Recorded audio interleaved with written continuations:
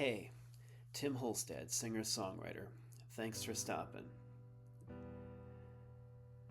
So, last week was a very crazy week. We had Mom's celebration of life, and family came down beforehand, so there really wasn't enough time to do a post for this. But today, obviously, there's no such issue with that. It's time to get back to this. But, yeah, it was a bit later, obviously. Mom passed away January 2nd. Last Saturday, March 7th, was when her sisters and her niece and her children could come, so that's when we ultimately held it. Mom didn't want anything. She wanted just to go, just to pass away, and she didn't want any speeches, she didn't want any fuss.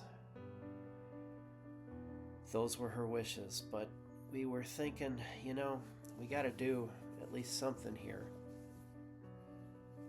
for all the people that weren't there and didn't get a chance to say goodbye when she passed away.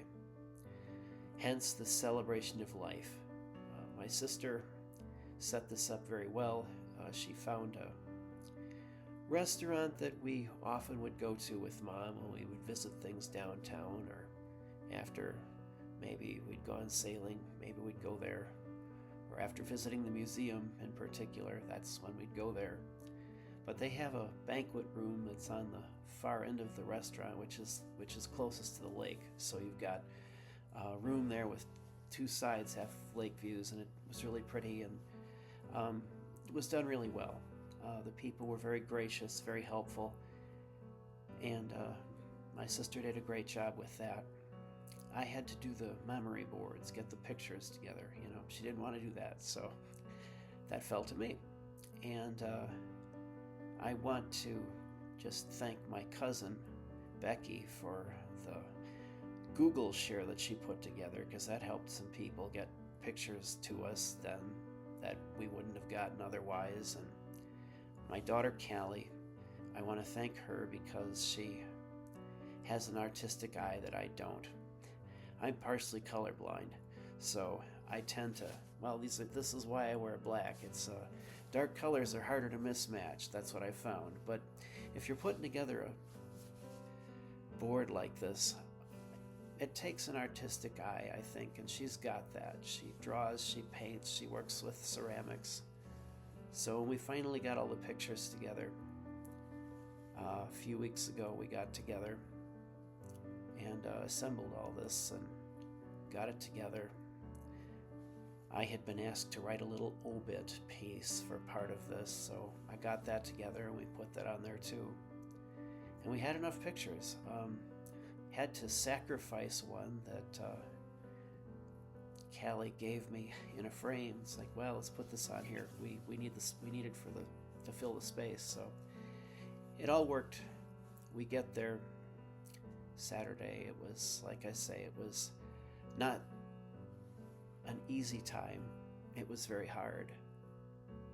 But I was touched and grateful for the fact that people were telling us, oh, this is really beautiful, this is great that you would do this, and thank you, and things like this. Excuse me. It's hard, but we got through it. I'm not this social animal, and so it's particularly difficult for me when we do these things, but sometimes in life you gotta do them, and this was one of those times. So at the end there, everybody's packing up and we're all putting things away, and my sister was the one that Mom had designated to sort of take care of everything. She wanted to be cremated, and so each of us, my sister, my brother, and I, got 3 portions of Mom's ashes, and I knew what I had to do with those. It was like 2 weeks before I went out to the place she used to live to see if I could get permission to spread her ashes there. And it didn't look like it was going to happen for a while. But when we were able to make contact with the people, they were just very gracious. And I will always be grateful for that, because this was the home that Mom had worked 52 years for, that she could have her horses there, she could do all those farm projects that she loved doing, but she could have her horses there with her, and she could ride whenever she wished, and she could take care of them, she could go feed them, go give them treats when she wanted to, or, we would help her, and just, it was what she wanted. She wanted to die there. She said as much. Her health wouldn't let her, though. But this would be the last thing I could do for her, and again, just so grateful that the people would let us do that. So as soon as we're done packing at the celebration of life, everything's together, my daughter Callie and I went out there. She wanted to come too. She wanted to be part of it. So we get there, it's like, you've got, as you drive in, it's like this oval drive, right? And as you drive in, the farmhouse is over on your left. It's up a ways, past a grove of trees. And at the head of the driveway there, as you look, is the garage. And attached to it was the stables, where she kept her horses in. That's kind of closed up now. The horse corral is to the right of the drive as you go up, and it stretches on past the barn over there, along that right side. And the fences are gone now. I don't think they have horses there anymore.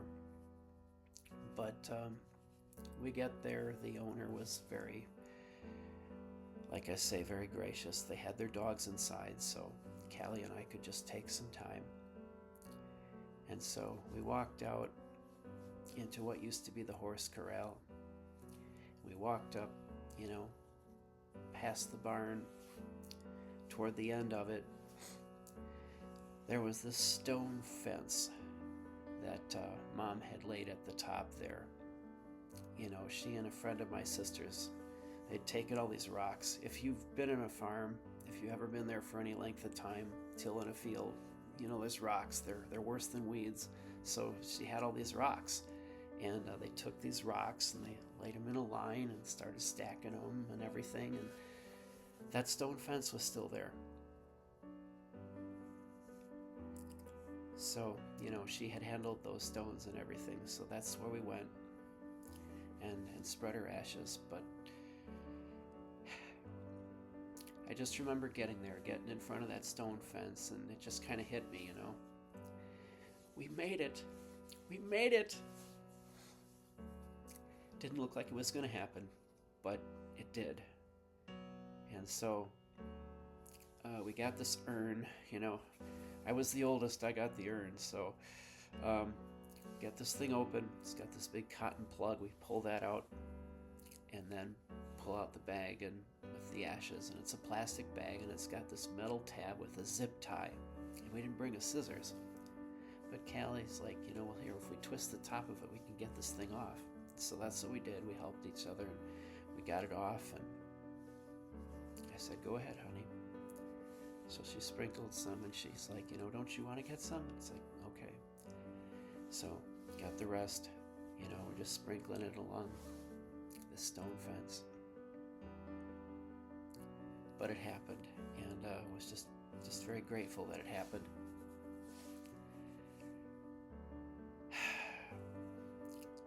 Just very grateful to have that closure. Very grateful to be able to do this last thing for Mom. I guess the thing that I really learned from this, because I'm sure I've talked about it before, I am not the most positive person in the world. I've struggled with depression all my life. Eventually, I got the diagnosis it was chemical. And there are all these self-help gurus and everything, and they're always telling us, you got to be positive, be optimistic and everything. And for some of us out in this life, it's very hard to do. But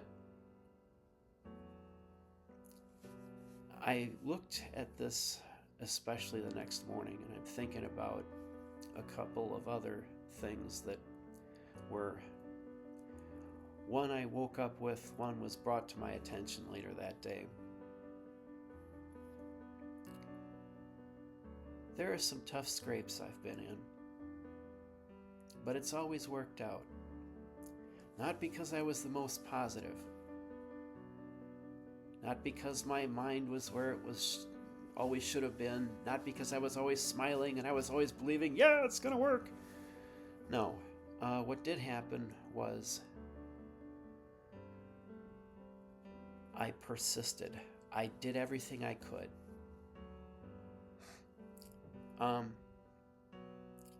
With this situation with Mom, I'd done everything I could to contact these people, the new owners of what used to be Mom's home, and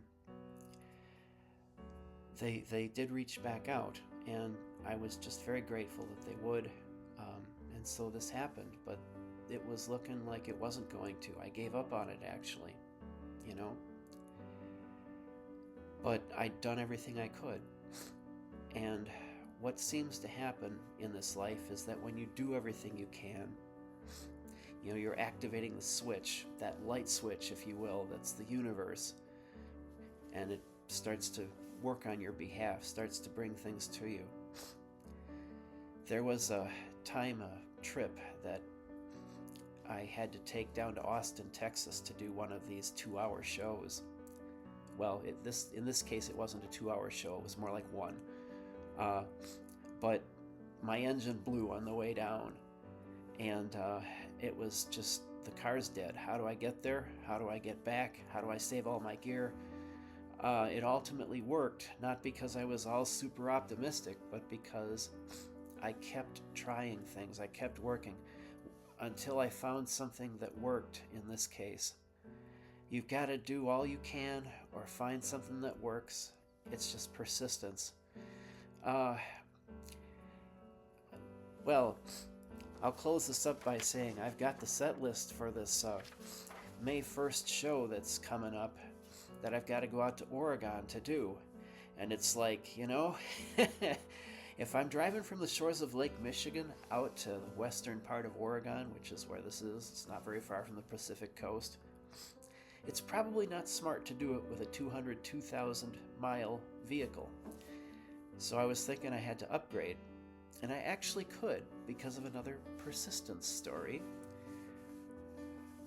I'd had a chance to go back to school back in 2012. I'd just come off a divorce where I'd lost everything. Again.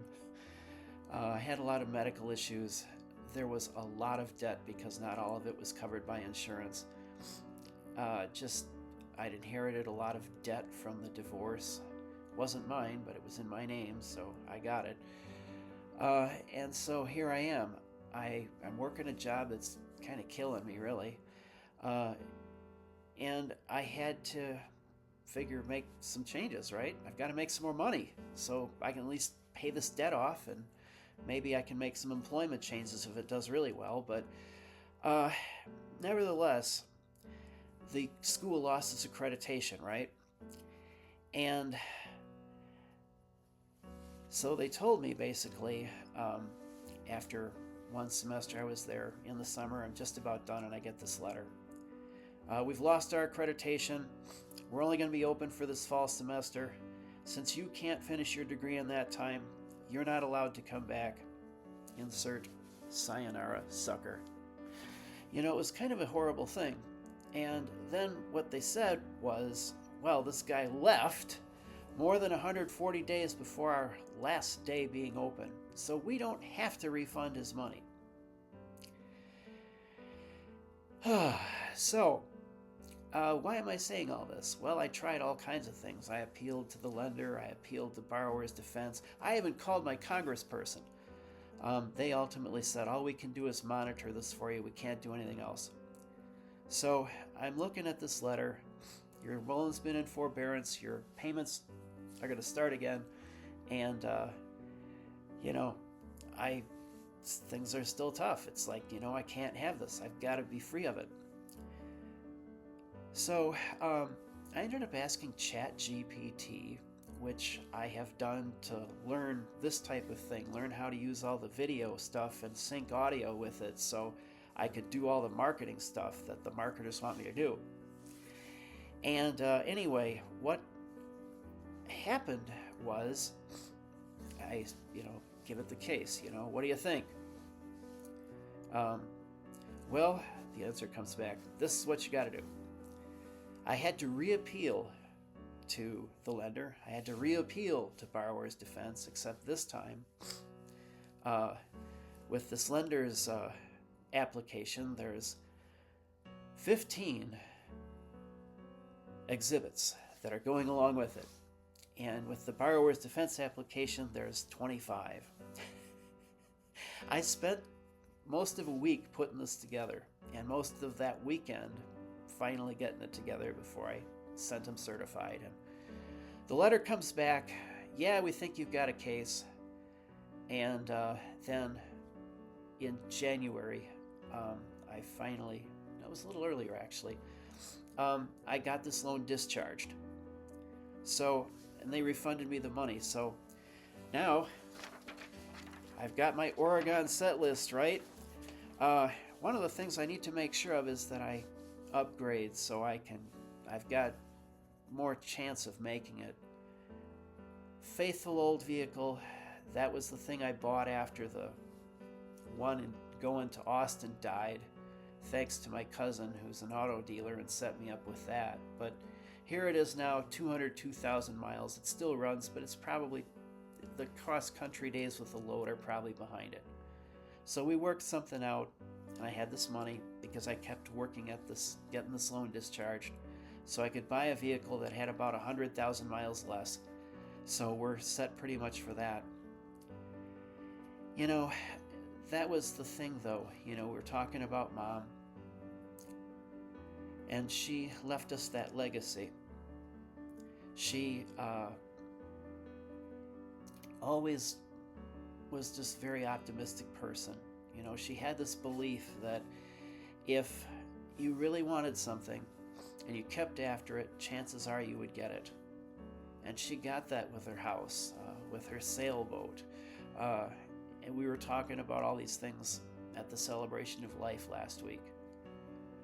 But yeah, she left that legacy, and it's something that's talked to me a lot recently, and here we are.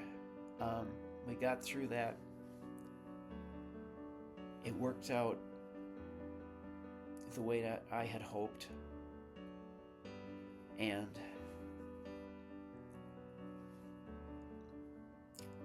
she gave me my life. She led me to my purpose. And I have to believe that I can find in you the loyal fan base that will let me do what I do and focus on that so I can be the best I can be and put this out, something that might actually touch you, something that might actually speak to you, something that might actually speak for you, or do both. And if it's timeless, if it's written well enough, it's going to do that again and again, and that's what I'm after. But she led me to that. And I've had this chance to live this life. It hasn't always been pretty, but I've had this chance to live it, so I've had the chance to learn. And I've had the chance to go for it. And that's what we've all got to do. I know this is just a lot of talking and there's not a whole lot of music or songs. You can go to my website for that, just timholstad.com, it's my name. But yeah, this is a long one today, so let's wrap it up. But whatever your dream is, it doesn't matter so much if you feel good about it. It's going to help if you can be optimistic, but the main thing is that you are persistent, that you don't quit, that you keep after it. You keep doing things to get there. Yeah, the journey of 1,000 miles begins with a single step, but you gotta keep taking steps, right? So let's wrap this up. So much appreciate that you would stick around for this and see the value in it. Um, Feel free to let me know what you think in the comments and maybe your own experiences. Always appreciate that. Take care. We will see you in the next one.